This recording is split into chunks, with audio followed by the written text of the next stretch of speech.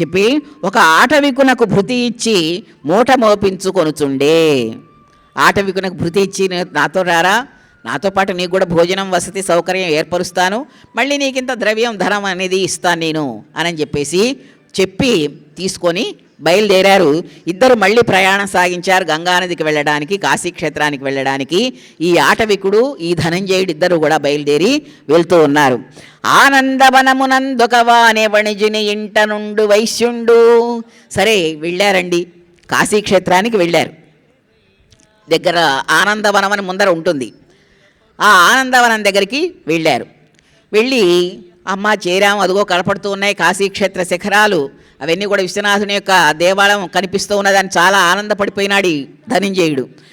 అలాగా వెళ్ళి ఆ ఊరి బయట వచ్చేటటువంటి ఒక ఆ మార్గంలో కనపడినటువంటి ఒక ఊరిలో దిగి దగ్గరికి వచ్చేసాను రాని ఒక వైశ్యుని ఇంట మళ్ళీ విడిది చేశారు. ఒక ఇంటికి వెళ్ళారు.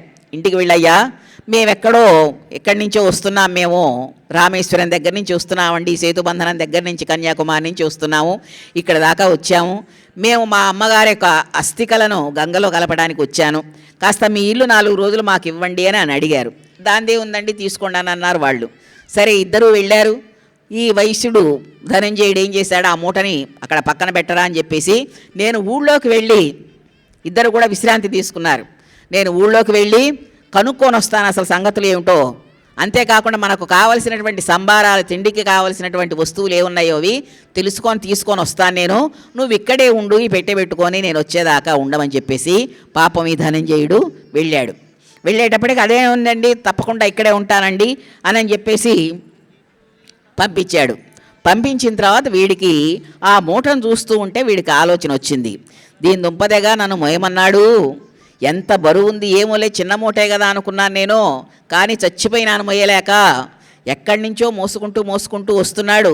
నేను మూట మోసేటప్పుడు కూడా వాడు ఈ ధనంజయుడు నా వంకే, ఎవరే సరిగ్గా పట్టుకో, గట్టిగా పట్టుకో, కింద పడేవాకు, మీద పడేవాకు, ఏమిటది అని నన్ను మదలిస్తూ ఉన్నాడు. కాబట్టి ఇందులో ఏదో ఉన్నది, ఈ బొక్కసంలో ఏదో, ఈ మూటలో ఏదో ధనం ఉన్నది, ఆ ధనం కోసమే ఈయన జాగ్రత్తగా ధనంజయుడు తీసుకొని వస్తున్నాడు అని చెప్పి దీంట్లో తప్పకుండా ధనం ఉన్నది, బంగారం ఉన్నది అనుకొని వెంటనే ఏం చేశాడంటే ఆ చూస్తూ ఉన్నటువంటి ఆ మూటను తీసుకొని వీడు అక్కడి నుంచి వెళ్ళిపోయినాడు. అస్థికల మూటను తీసుకొని ఈ ఆటవికుడు వెళ్ళిపోయినాడు.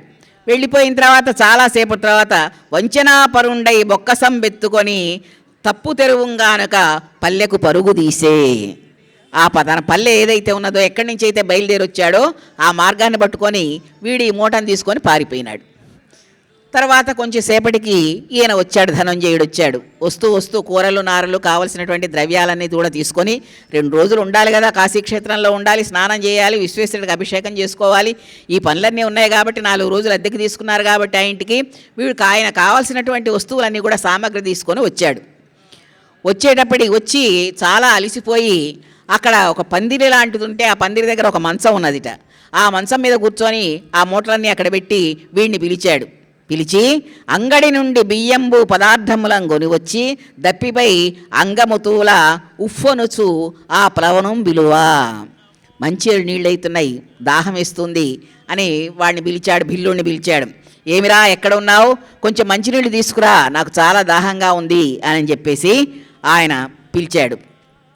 అంగడి నుండి బియ్యము పదార్థములొంగొని వచ్చి దప్పిమై అంగముదూల ఉఫ్ఫనుచు బెల్లన కోమటి శెట్టి మందిర ప్రాంగణ సీమ వేదిపై పందిరి నీడను శ్రమించి పిల్చె కటమున్ ప్రసేనమున్ చెచ్చెర తెమ్మనే బంటు ప్లేచ్చినన్. రేను తొందరగా నాకు కొంచెం మంచినీళ్ళు ఇచ్చి నేను తెచ్చినటువంటి పదార్థాలన్నీ కూడా సరి చెయ్యి అని చెప్పేసి గట్టిగా పిలిచాడు. పిలిచిన ప్రతివచనము లేదయ్యే, పిలిచిన ప్రతివచన మొదవమి కళవళమున ఇల్లు సొచ్చి కానక. పిలిస్తే మాట్లాడలేదు, వాడు రాలేదు, ఏం పలకలేదు. ఈయనకు భయం వేసింది, ఆశ్చర్యం అనుకున్నాడు. వెంటనే లేచి ఏమిట్రా ఎంత పిలిచినా రావడం లేదు నువ్వు అని చెప్పేసి లోపలికి వెళ్ళి చూశాడు. అన్నెలవునగానక వైశ్యుడు నలుమూలల వెదికి నెమ్మనమ్ము తలకొందన్. 4 మూలలా చూశాడు, పిలిచాడు. ఎక్కడికి వెళ్ళావురా నువ్వు, ఎక్కడున్నావు అని చెప్పేసి అటు ఇటు తిరిగి పిలిచి చూస్తే కనపడలేదు వీడు బిల్లుడు. అప్పుడు ఆయన అనుకున్నాడు, వీడు నా దగ్గర ఉండేటటువంటి అంతా కూడా ధనం అనుకున్నాడు, ధనం అనుకొని వీడు తీసుకొని వెళ్ళాడు. అస్థి గర్భిత తామ్రపేట్యన్వితంబగు బొక్కసమునెత్తుకొని పోయే బోయనుచూ అనుకున్నాడు. అస్థిగత తామ్రపేటిని బొక్కసం అనుకున్నాడు వీడు. ధనముంచినటువంటి పెట్టె బంగారం ఉంది అనుకున్నాడు వీడు. అస్థిగత తామ్రపేట్యన్వితంబగు బొక్కసమునెత్తుకొని పోయబోయనుచు జనని తలచి ప్రయాసంబు సంస్మరించి జనని తలచి. తల్లి అంటే అపరిమితమైనటువంటి ప్రేమ ధనంజయుడికి. ఎంతో సేవ చేశాడు తల్లికి. ఆమె ఉన్నన్నాళ్ళు ఎక్కడికొక్కడికి తీసుకుని వెళ్ళాలి, ఆవిడకి కొంచెం పూర్వజన్మార్జితమైనటువంటి సుకృతం ఏదైనా ఉందేమో దాని ఫలితం చేయాలని చెప్పి ఎంత ప్రయాసపడ్డాడు. సరే, అది సమకూరలేదు కాబట్టి తల్లి అట్లాగా వెళ్ళిపోయింది కాబట్టి కనీసం ఆవిడ అస్థికలనైనా మనం పుణ్యనదుల్లో కలిపితే మంచిది కదా అని చెప్పేసి పాపం ఎంతో ప్రేమతోటి ఆ అస్థికలను తీసుకొని ఇంత దూరం నడిచి, ఎక్కడండి ఉండేటటువంటిది, అక్కడి నుంచి వస్తున్నాడు, రామేశ్వరం నుంచి కన్యాకుమారి దగ్గర నుంచి బయలుదేరి వచ్చాడు. నడకతోటి వచ్చారు. ఆ రోజుల్లో నడవటమే. కాశీకి వెళ్ళినటువంటి వాడు కాటికి వెళ్ళినటువంటి వాడు సమానమేనని చెప్పారు. మేము కాశీ వెళ్తున్నామంటే లెక్క డొక్క అన్నీ చెప్పి సరి చేసి వెళ్ళు, లేకపోతే బాకీల వాళ్ళు వచ్చి మమ్మల్ని అడుగుతారు, ఎక్కడైనా బాకీలు చేసావా, ఎవరికైనా బాకీ ఇచ్చావా, అవన్నీ కూడా లెక్కలు అకౌంట్స్ అన్నీ కూడా రెడీ చేసి వెళ్ళవయ్యా అని అనేవాళ్ళు ఆ రోజుల్లో. ఇవాళ అట్లాగా చక్కగా ప్రయాణ సాధనాలు ఉన్నాయి, వెళ్తున్నాం వస్తున్నాం. భగవంతుడు అది యొక్క ఆశీర్వాదమేనండి ఇదంతా కూడా. ఇవాళ మనం ఇంత సుఖపడుతున్నామంటే స్వామి యొక్క ఆశీర్వాదమే, స్వామి మనకిచ్చినటువంటి ఉపయోగమే. మనందరం కూడా చాలా పుణ్యాత్మలం.